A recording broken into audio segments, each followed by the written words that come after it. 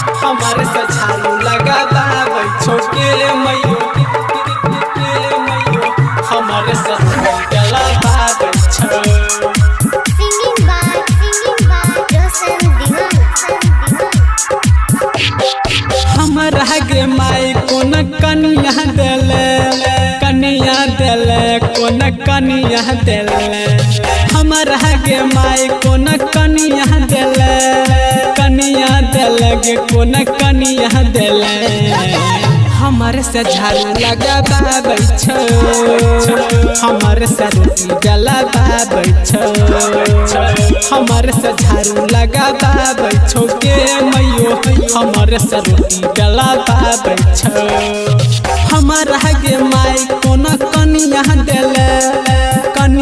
देले गे कोन कनिया देले हमारे से झाड़ू लगाता बैठो हमारे से रोटी जलाता बैठो हमारे से झाड़ू लगाता बैठो गे मैयो हमारे से रोटी जलाता बैठो हमारे से झाड़ू लगाता बैठो गे मैयो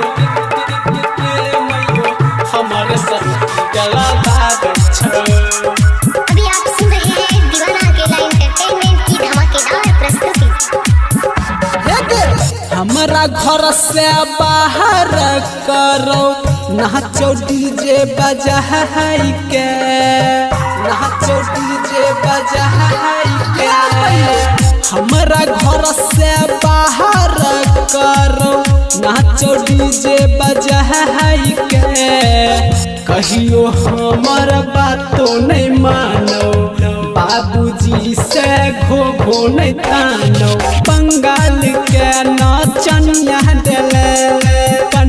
देले गे कोन कनिया देले हमारे से झाड़ू लगाता बैठो हमारे से रोटी जलाता बैठो हमारा से पोछा मारता बैठो गे मैयो हमारे से बर्तन धुआ बैठो हमारे से झाड़ू लगाता बैठो गे मैयो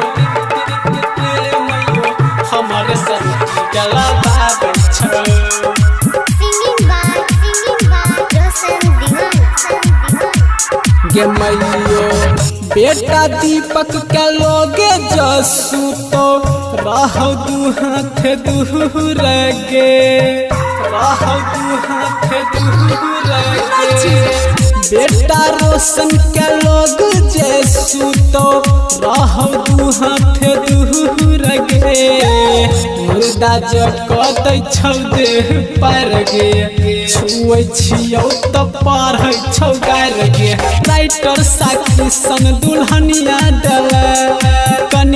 देले गे कोन कनिया देले हमारे से गोरा दबा बैठो हमारे से डलना डलबा बैठो हमारे से झाड़ू लगाता बैठो गे माय हमारे से रोटी जलाता बैठो हमारा गे माई कोन कनिया देले गे कोन कनिया देले हमारे से झाड़ू लगाता बैठो हमारे से रोटी जलाता बैठो हमारे से झाड़ू लगाता बैठो गे मैयो हमारे से रोटी जलाता बैठो। ऐसे बढ़िया में कुमारे रही।